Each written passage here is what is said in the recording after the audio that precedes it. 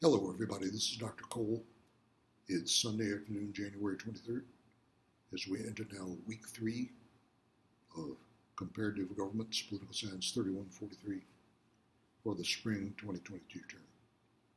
Everybody, what we have for you this week is, on the syllabus we have executives and legislatures.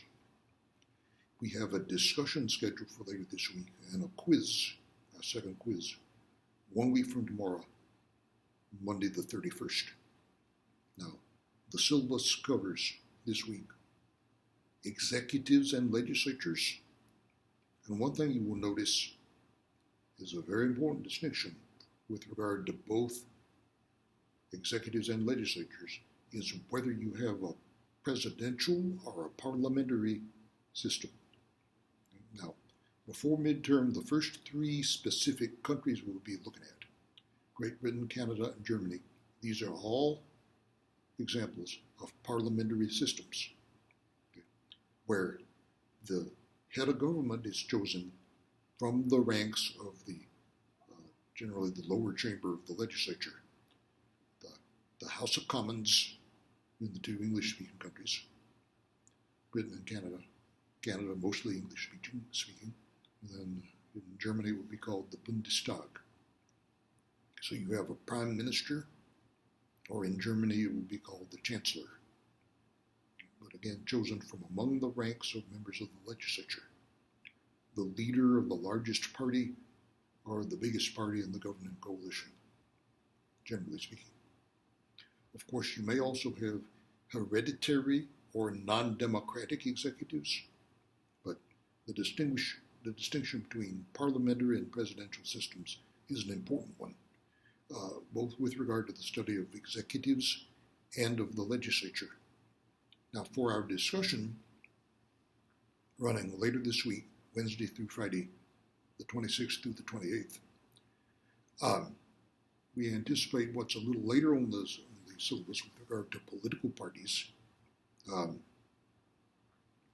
be looking at Germany in more detail before midterm. It's the last material we have before midterm. But I'd like you to think about the 6 political parties that we lay out for you. How would you feel about those 6 parties if you had them to choose from? Do you like that better than our 2-party system in the United States? Is there any one of those parties that's especially congenial to you? Is it a good idea or not to have an array of 6, at least, rather than only 2 political parties to choose from? Take a look at the makeup of those parties, what they stand for, and see how you feel about that, and we'll discuss that later this week.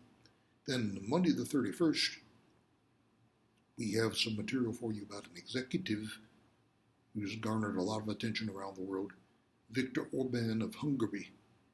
We have one article for which you're responsible on the quiz.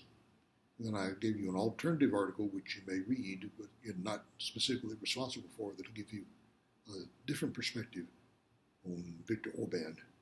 Then the one you'll be reading from the English language version of Der Spiegel, the German news magazine. But that's getting a little ahead of ourselves. We'll say a bit more about all that a week from now at this time, because the quiz is not until Monday the 31st. So along about Sunday the 30th, we'll be getting our next message out, and we'll have a bit more to say about that quiz material. So we're looking at material in the class notes about executives and legislatures. We'll talk about the example of the German political parties in discussion later this week. Then we have that quiz coming up on Monday the 31st. So I hope you will take part in the discussion and look at all that material as we go through the week.